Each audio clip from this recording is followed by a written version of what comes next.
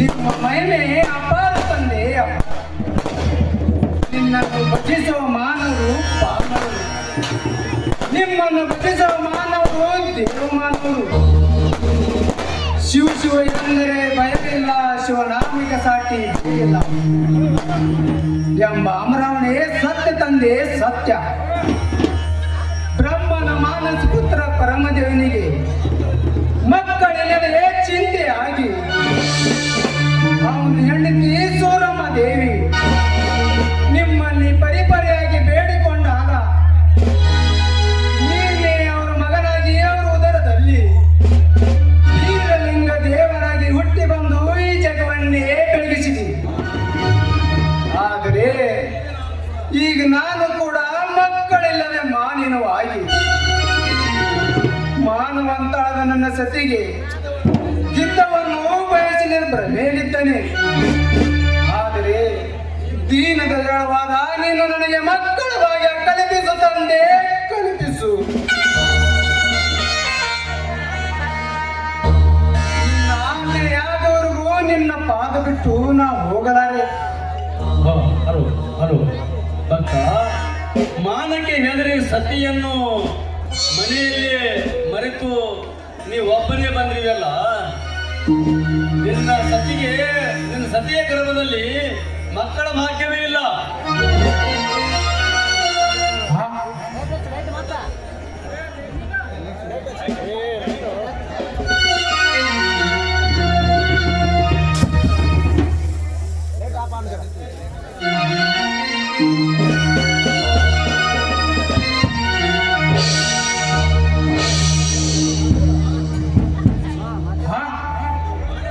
ಈ ವಾಣಿಯು ನಿನ್ನದೇ, ಕೈಲಾಸಪತಿಯಾದ ಈ ಸತ್ಯವಾಣಿ ನಿನ್ನದೇ.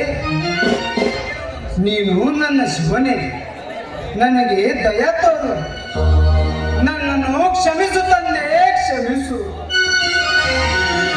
ಆದರೆ ನನಗೆ ಮಕ್ಕಳೇ ಎಂಬ ಕೂಗು ಕೊಡಬೇಡ ತಂದೆ, ಕೂಗು ಕೊಡಬೇಡ.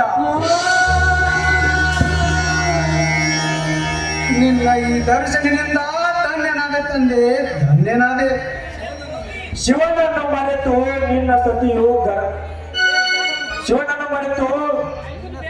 ನಿನ್ನ ಸತಿಯು ಪತಿವ್ರತೆಯ ಶಕ್ತಿಯನ್ನು ಮರೆತಂತೆ ಸರಿ. ನಿನ್ನ ಭಕ್ತಿಗೆ ಅವನ ಶಕ್ತಿ ಅಡ್ಡಿಯಾಗಿ ನಿಂತಿದೆ. ಇಲ್ಲ ಇಲ್ಲ, ನನಗೆ ಮಗವನ್ನು ಕರುಣಿಸುವವರೆಗೂ ನಿನ್ನ ಇಲ್ಲಿಂದ ಹೋಗಲಾರೆ. ನಿನ್ನ ಪಾದ ಬಿಟ್ಟು ನಾ ಬದುಕಲಾರೆ. ಕೇಳುವ ಹಾಗಾದರೆ ನಿನ್ನ ಮನೆಯಲ್ಲಿ ಕುರಿಗಳನ್ನು ಕಾಯುವ ಆ ಕೆಲಸನಲ್ಲ, ಆ ಬಾಲಕ ಯಾರವನು? ನನ್ನ ಕುರಿ ಕಾಯುವ ದಟ್ಟಿ ಹತ್ತಿರ ಯಾರೋ ಬೀಸಾಕಿ ಹೋದ ಕೂಸು ಈಗ ನನ್ನ ಕುರಿ ಕಾಯುವ ಆಳಮಗನ ಇದ್ದಾನೆ. ಆ ನಿನ್ನ ಆಡುಮಗನೇ ನಾನು. ತಂದೆ, ಏನು ಹೇಳುತ್ತಿರುವೆ? ಈ ಮಾತು ನಿಜವೇ? ನಿಜವನ್ನೇ ಹೇಳುತ್ತಿದ್ದೇನೆ. ದಿನ ಮಕ್ಕಳಿಲ್ಲದೆ ಪರಿಪರಿಯಾಗಿ ಬೇಡಿಕೊಂಡಾಗ ನಾನು ಚಿಂತಾಕ್ರಾಂತನಾದೆ. ಯಾಕೆಂದರೆ ನಿನಗೆ ಮಕ್ಕಳಿಲ್ಲದ ಕಾರಣ ನಾನೇ ಆ ಪರದೇಶಿ ಕೂಸು ಕೆಂಚನಾಗಿ ಅವತಾರ ಪುರುಷನಾಗಿ ನಿನ್ನ ಮನೆಗೆ ಬಂದಿದ್ದೇನೆ. ಸಂತೋಷವಾಯ್ತು ತಂದೆ, ಸಂತೋಷವಾಯ್ತು. ನನಗೆ ಮಕ್ಕಳಿಲ್ಲದಿದ್ರೂ ಚಿಂತೆ ಇಲ್ಲ. ನೀನು ಅವತಾರಿಯಾಗಿ ನನ್ನ ಮನೆಗೆ ಬಂದಿರುವೆಯಲ್ಲ, ಈ ದರಿದ್ರ ಕಣ್ಣಿಗೆ ನೀ ಪ್ರತ್ಯಕ್ಷನ ಕೈ ಕಂಡಿನಲ್ಲ, ಇದೇ ನನ್ನ ಭಾಗ್ಯ. ಅವನೇನು ನನ್ನ ಆಳಮಗನಲ್ಲ, ನನ್ನ ಸ್ವಂತ ಮಗ ಶಿವರಾಯ. ಅವನೇನು ಕೆಂಚನಲ್ಲ, ನೀನು ಅವತಾರಿಯಾದ ಶಿವರಾಯ. ಅವನಿಂದಲೇ ನಿನ್ನ ವಂಶದ ಕೀರ್ತಿ, ನಂತರ ಅವನಿಂದಲೇ ಆಗುವುದು ಈ ನಗರ ಸ್ಫೂರ್ತಿ. ಅವನ ಕೀರ್ತಿಯನ್ನು ನಾನು ಕಣ್ತುಂಬ ನೋಡಿದ್ದೇನೆ. ಖಂಡಿತ ನೋಡ್ತಿ. ಯಾಕಂದರೆ ದುಷ್ಟರ ನಾಶಕ್ಕಾಗಿ ಅಲ್ಲಿ ನನ್ನ ಅವತಾರವಾಗಿದೆ. ದುಷ್ಟರಿಗೆ ದುರ್ಗಾ ಪರಮೇಶ್ವರನಾಗಿ ಶಿಷ್ಟರ ರಕ್ಷಿಸುವ ಶಿವನಾಗಿ, ಗರತೀರನ್ನು ಕಾಪಾಡುವ ಗರುಡ ಧ್ವಜನಾಗಿ ಮೆರೆಯುತ್ತಿರುವ ಶ್ರೀಮಂತರ ನಾನೆಂಬ ಅಹಂಕಾರಿಗಳಿಗೆ ಕುಬೇರನಾಗಿ, ಮತಿಗೇಡಿಗಳಿಗೆ ಮದ ಇಳಿಸುವ ಮಹೇಶ್ವರನಾಗಿ ಮೆರೆಯುವ ನಿನ್ನ ಸ್ವಂತ ಮಗ ಅವನೇ ನಾನು. ಸಂತೋಷವಾಯ್ತು ತಂದೆ, ಸಂತೋಷವಾಯ್ತು. ಇಲ್ಲಿಯವರೆಗೂ ತಿಳಿಗಡೆ ಆಗಿ ನಿನ್ನನ್ನು ಆಳಿನಂತೆ ಕಂಡೆ ನನ್ನನ್ನು ಕ್ಷಮಿಸು ತಂದೆ, ಕ್ಷಮಿಸು. ತಿಳಿಯದೆ ಮಾಡಿದ ತಪ್ಪಿಗೆ ಕ್ಷಮೆ ಇದೆ, ತಿಳಿದು ಮಾಡಿದ ತಪ್ಪಿಗೆ ಕ್ಷಮೆ ಇಲ್ಲ. ಸರ್ವೇ ಜನ ಸುಖಿನಾ ಭವಂತು.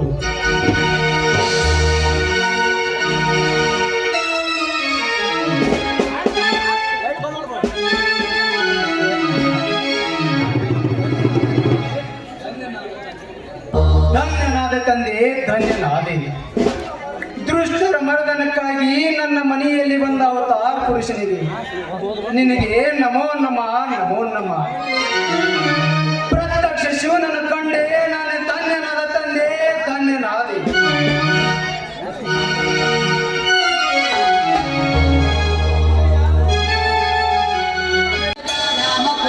ಸಂಧ್ಯಾ ಪ್ರವರ್ತತೆ ಉತ್ತಿಷ್ಠ ದರ್ಶಾನ್ಯ ಕರ್ತವ್ಯಂ ದೈವಮಾತ್ಮಿಕಂ. ಉತ್ತಿಷ್ಠೋತ್ತಿಷ್ಠ ಗೋವಿಂದ ಉತ್ತಿಷ್ಠ ಗರುಡೋತ್ಸಲ್ಯ ಸುಪ್ರಜಾ ರಾಮಪೂರ್ವ ಸಂಧ್ಯಾ ಪ್ರವರ್ತತೆ ಉತ್ತಿಷ್ಠ ದರ್ಶಾರ್ದೂಲ ಕರ್ತವ್ಯಂ ದೈವಮಾನ್ವಿಕಂ. ಉತ್ತಿಷ್ಠೋತ್ತಿಷ್ಠ ಗೋವಿಂದ ಉತ್ತಿಷ್ಠ ಗರುಡೋತ್ಸಲ್ಯ ಸುಪ್ರಜಾ ರಾಮ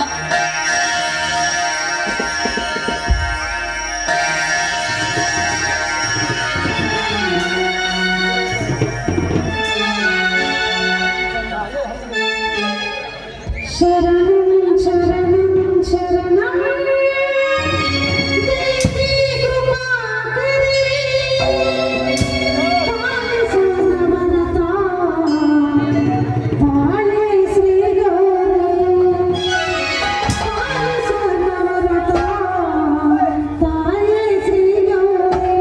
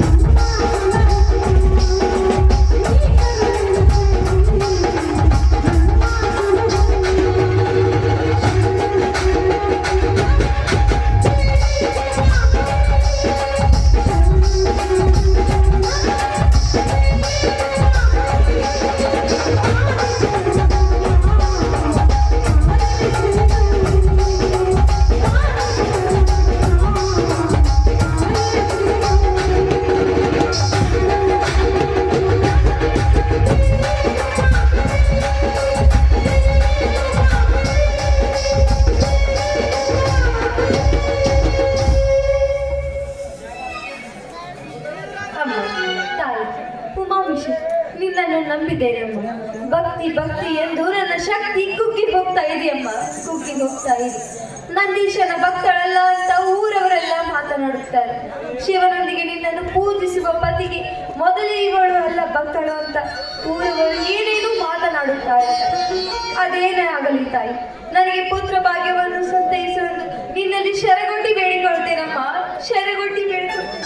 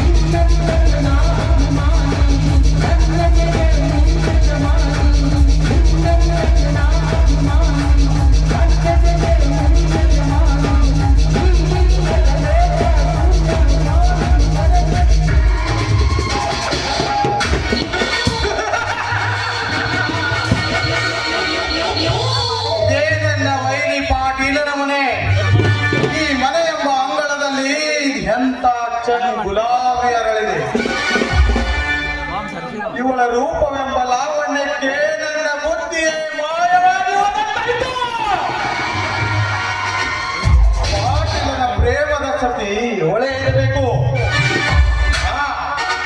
ಇವನ ಮನೆಗೆ ಮೊದಲ ಹೆಜ್ಜೆ ಇಡುವ ಮುನ್ನವೇ ಇವಳ ಶೀಲ ತಣಿಗೆ ಮಾಡಿ ನನ್ನ ತೃಷ್ಟ ಇಂಗಿಸಿಕೊಂಡರಾಯ್ತು.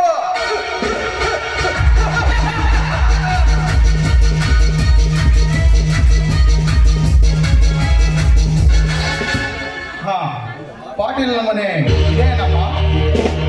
ಹೌದು, ಬನ್ನಿ ಸಾಹೇಬರೇ.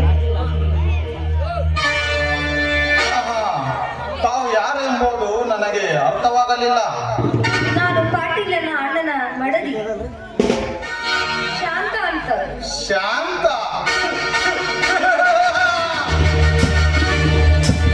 ಶಿವಭಕ್ತ ಶಂಕರ ಗೌಡನ ಗಂಡತಿ. ವಾಹ್, ವಾಹ್. ಅಗರ್ಭ ಶ್ರೀಮಂತ ಮನೆತನಕ್ಕೆ ಹೇಳಿ ನಿಯಮಿಸಿದ ಸ್ತ್ರೀಮೂರ್ತಿ. ನಿನ್ನಂತ ಶ್ರೀರತ್ನವನ್ನು ಪಡೆದು ಅವನೇ ಧನ್ಯ. ನಾವೇನು ಮಾತನಾಡುತ್ತಿದ್ದೀರಿ? ನನಗೆ ಅರ್ಥ ಆಗಲಿಲ್ಲ. ಅರ್ಥ ಅನರ್ಥಗಳ ಮಧ್ಯದಲ್ಲಿ ನಿನ್ನ ಶುದ್ಧತೆಯನ್ನು ಕಳೆದುಕೊಂಡಲೇ ನೀನು ಪುತ್ರ ಭಾಗ್ಯ ಕಳೆದುಕೊಂಡೆ. ಅಂದರೆ ಸತಿಯ ರತಿಸುಖವನ್ನು ತಿಳಿಯದ ತಿಳಿಗೇಡಿ ಆ ನಿನ್ನ ಗಂಡ ಶಂಕರಿಗಿಂತ ಕಡೆಯಾಗದನ್ನು. ಏನೇನು ಯಾಕೆ ಮಾತನಾಡುತ್ತಿರುವೆ? ನಾನ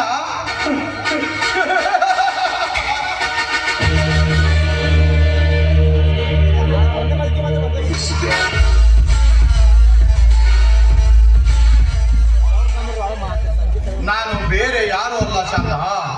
ನಿನ್ನ ಮೈದುನ ಪಾಟೀಲನ ಸ್ನೇಹಿತ ಅಷ್ಟೇ ಅಲ್ಲ, ನಿನ್ನ ಗಂಡ ಶಂಕರಗೌಡನ ಆಪ್ತ ಬಂಧು ಶಶಿಧರ್ ಅಂತ. ಹಾ, ನೀನು ಅವನ ಸತಿ ಶಾಂತ ಎಂಬುದು ನನಗೆ ಚೆನ್ನಾಗಿ ಗೊತ್ತು. ಶಶಿಧರ್, ಇಲ್ಲದ ಮಾತುಗಳನ್ನಾಡಿ ಸಲ್ಲದ ಬೀಜವನ್ನು, ವಿಷದ ಬೀಜವನ್ನು ನನ್ನ ಹತ್ರ ಬಿತ್ತಬೇಡಿ. ನೋಡಿ, ನೀವು ಪಾಟೀಲನ ಗೆಳೆಯನೇ ಆಗಿರಲಿ, ನನ್ನ ಗಂಡನಿಗೆ ಬಂಧುವೇ ಆಗಿರಲಿ, ಸುಮ್ಮನೆ ಹೊರಟು ಹೋಗಿ ಇಲ್ಲಿಂದ. ಹೊರಟು ಹೋಗಬೇಕೆ? ವಿರಾಟನ ಆಸ್ಥಾನಕ್ಕೆ ವಿರಾಟನೇ ಸೇನಾಧಿಪತಿ ಆಗಿ ಬಾಹುಬಲಿಶಾಲಿ ಕೀಚಕನಂತೆ ನಾನು ನಿಮ್ಮಂತ ಶ್ರೀಮಂತರ ಸ್ನೇಹಕ್ಕೆ ಜೊತೆಯಾಗಿ ನಿಂತು ಮುಂದೆ ಎಲ್ಲದಕ್ಕೂ ನಿನ್ನ ಪತಿಯಾಗಬೇಕೆಂದು ಹಂಬಲಿಸಿ ಬಂದಿರುವನು ಈ ಶಶಿಧರ. ನೋಡಿ, ನೀವೇನೇ ಮಾತಾಡಿದ್ರು ನನಗೆ ಯಾವ ಸಹನೆಯನ್ನು ಬರೋದಿಲ್ಲ. ನೀವು ಮುಂದೆ ನಿಂತರೆ ನನಗೆ ಭಯನೇ ಆಗುತ್ತೆ. ಸುಮ್ಮನೆ ಇಲ್ಲಿಂದ ಹೊರಟೋಗಿ. ಭಯ? ಶಾಂತಮೂರ್ತಿ ಶಿವಭಕ್ತರ ಶಂಕರಗೌಡನ ಮಡದಿಗೆ ಭಯ? ಏ ಶಾಂತ, ಬಿಡು ನಿನ್ನ ಹಠವನ್ನು. ಶಿವನೆಂದು ಶಿವಲಿಂಗನು ಅಪ್ಪಿಕೊಂಡು ಕಲ್ಲಿನ ಶಿವಲಿಂಗಕ್ಕೆ ಮೂಪುರಿಯದರು ಮಕ್ಕಳ ಭಾಗ್ಯವಿಲ್ಲದಂತೆ ಮಾಡಿರುವ ಅವನಿಂದ ಭಯಗಳು.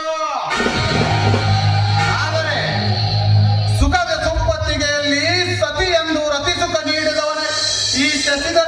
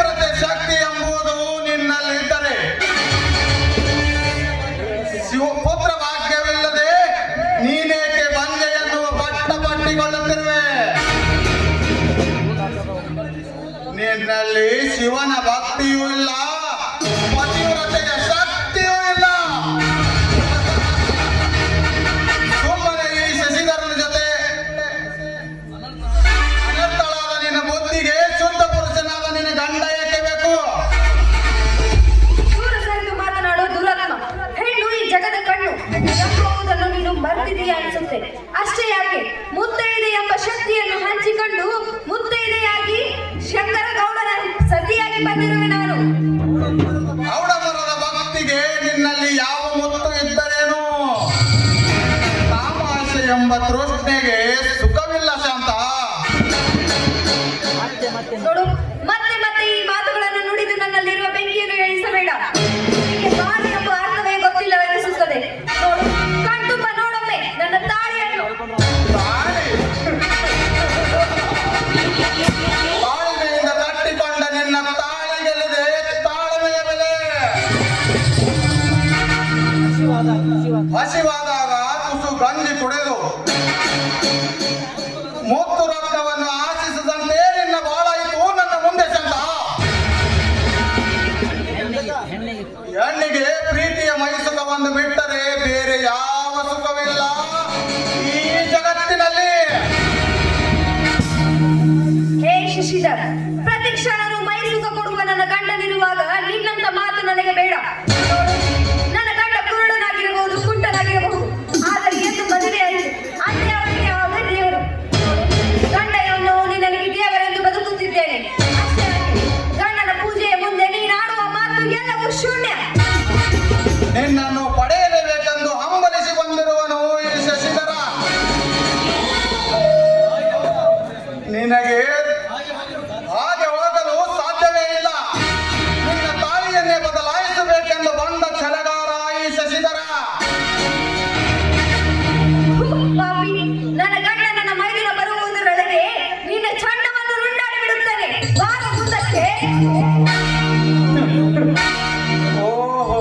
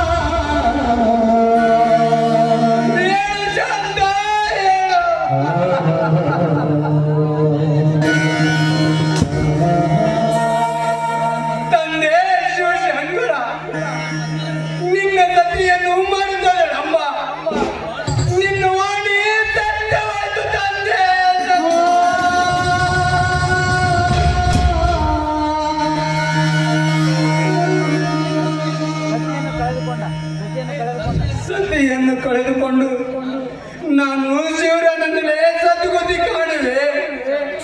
ಶಾಂತ ಶಾಂತ